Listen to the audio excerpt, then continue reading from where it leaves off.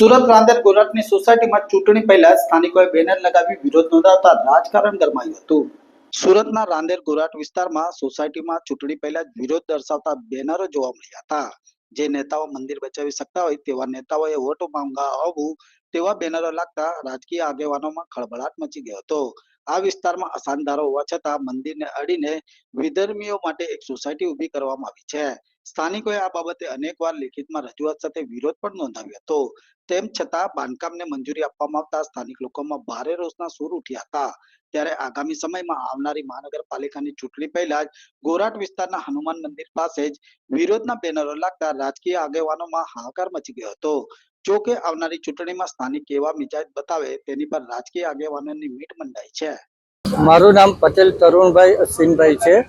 બેનરની અંદર લખવામાં આવ્યું છે ગોરાટ બચાવો, ગોરાટ હનુમાન મંદિર બચાવો। એક બાબરી મસ્જિદ તોડી અને બીજી બાબરી મસ્જિદ ઊભી થાય એવા કાર્યો ના કરો। હનુમાન મંદિર બચાવી શકતા હોય તેવા નેતાઓએ વોટ માંગવા આવવું, હા, આ ઉલ્લેખ કરી રહ્યો શા માટે? હનુમાન મંદિર બચાવવા માટે જે માંગ કરવામાં આવી છે કે મંદિરની દિવાલ અને આ વિધર્મીઓ માટે જે બિલ્ડિંગો બને છે એની દિવાલ બંને એક જ છે, એટલા માટે મંદિર બચાવો અને અમારું કામ કરો। ખુશમનભાઈ પટેલ। કઈ જગ્યાએ આ જગ્યા છે અને શું બેનરો લગાયા છે? આ ગોરાટ હનુમાન મંદિર હનુમાન ચોક વિસ્તાર છે, ત્યાં ગોરાટ હનુમાન મંદિર આવેલું છે। આજે 25 વર્ષથી આ મંદિર અહીંયા ઊભું છે। એ મંદિરની પાછળ વિધર્મીઓ 21 માળના 18 મીટરના રોડ ઉપર ટાવર બનાવી રહ્યા છે। જે સુરતમાં સૌ પ્રથમ 18 મીટરના રોડ ઉપર 21 માળનું બિલ્ડિંગ બને છે। બધી જ પરમિશનો ખોટી લેવાયેલી છે। 7 દિવસની અંદર અસાનધારાની પરમિશન અપાઈ ગઈ છે અને અમારી ઉપર આખો એરિયાની અંદર હિન્દુઓનું ધ્રુવીકરણ થઈ રહ્યું છે। બેનર લગાય છે, બેનરમાં શું ઉલ્લેખ કર્યો? બેનરમાં જે અમારી સાથે હશે, જે અમારું કામ કરશે, જે અમને સહકાર આપશે, અમે એની સાથે છે। ટિકિટ આપવાની કઈ વાત કરી છે કે અમારે કોઈ રાજકીય લેવા દેવા નથી। અમે હિન્દુત્વ અને હિન્દુ વિસ્તારમાં રહેતા રહેવાસી છીએ।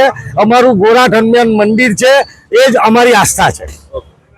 મારું નામ રજનીકાંત પંડ્યા। કઈ જગ્યાએ રહેવાનું હતા? મારે ગોરાટ વિસ્તારમાં જ રહેવાનું। આ બેનર લગાયા છે કે ગોરાટ હનુમાન મંદિર બચાવી શકતા હોય તેવા નેતાઓએ વોટ માંગવા આવવું, શા માટે આ લખવાની જરૂર પડી? આ લખવાની જરૂર એટલા માટે પડી કે અમારું અહીંયા ગોરાટ હનુમાનજીનું એક આસ્થાનું કેન્દ્ર છે અને અહીંયા મંદિર અને અહીંયા રહેતા હિન્દુઓને તકલીફ થાય છે, કારણ કે વિધર્મીઓ અહીંયા બહુ બધો વસવાટ કરશે તો અમારા મંદિરને અને હિન્દુઓને તકલીફ થશે। માટે અમે એવું કહ્યું છે કે જે નેતાઓ અમારા મંદિરને બચાવશે અને હિન્દુઓને બચાવશે એના માટે એ લોકો વેલકમ છે। અમે કોઈને ના નથી પાડી। અમે અમારા ગોરાટના વિસ્તારના જ કોઈ પણ ઉમેદવારને સપોર્ટ કરવા તૈયાર છીએ।